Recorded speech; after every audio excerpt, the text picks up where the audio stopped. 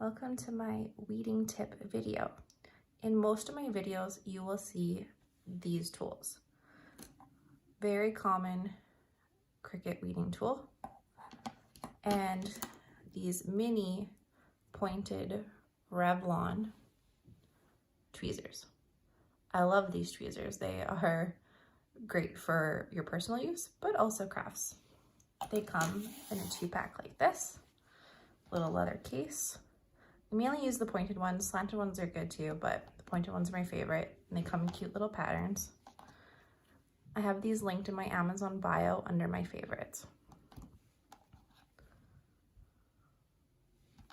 So you'll mainly see me using this. I like to always start on the insides of your letters before weeding off the outside. And these tweezers work great. I just give a little pinch, it picks it up, and that's it. Pinch, out. But always start from the inside out.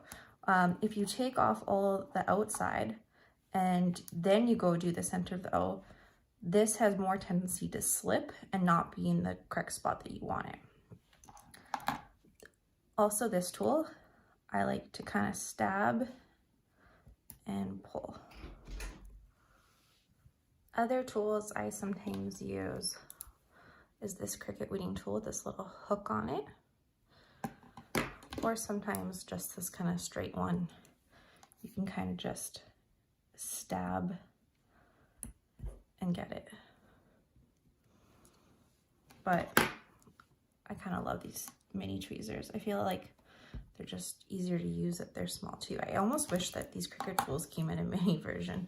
When the Cricut Joy came out, I thought the tools that had the matching color for it were going to be half the size, but they weren't.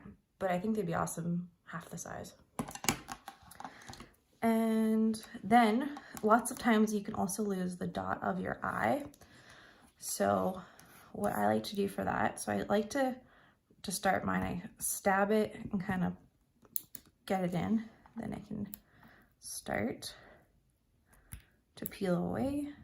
This time this eye was pretty good, but if you are going to lose your eye, before you pull it away and you lose it or it gets stuck on here, or you can kind of just take the tip and hold on to it, get it halfway, stop, hold it from this side, and then keep pulling.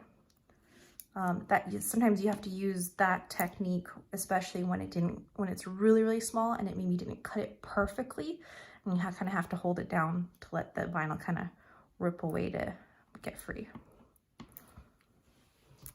And then of course, I always have to have a lint roller for my scraps. Otherwise, they'll be on your hand and everywhere, and have to have my lint roller. Okay, and my last tip for weeding tiny things is, of course, reverse weeding. There is no way I could weed parts of eyes and lips and teeth and details without reverse weeding. So I have cut out here Aurora's lips, just in scrap silver, because that's what I had for scraps. And I'll show you how I reverse weed. So I'm using my favorite transfer tape, which isn't really a transfer tape at all. It is Duck Brand Peel and Stick. This is linked in my Amazon shop. I use this 99% of the time.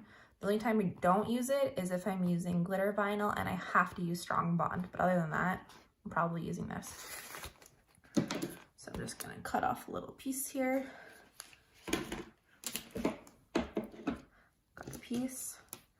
So I like to stab a corner to pick it up. Then I haven't even attempted to weed this the normal way. It's still on there, backing on there.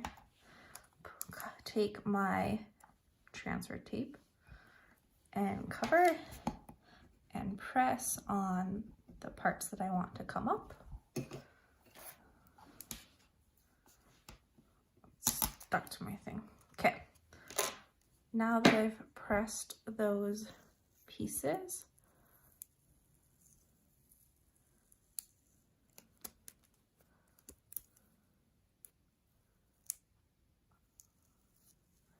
And there you go.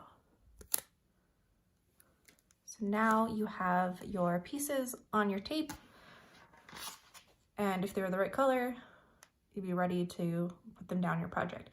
The benefit to reverse weeding is, of course, you aren't losing your pieces. Really tiny pieces I tend to lose and they disappear and they might be on the back of my hand.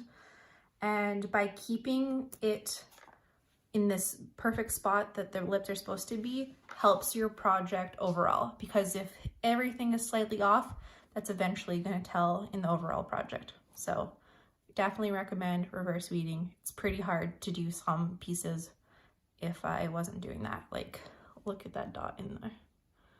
No way without doing it this way. And those are my tips. Hopefully they help you.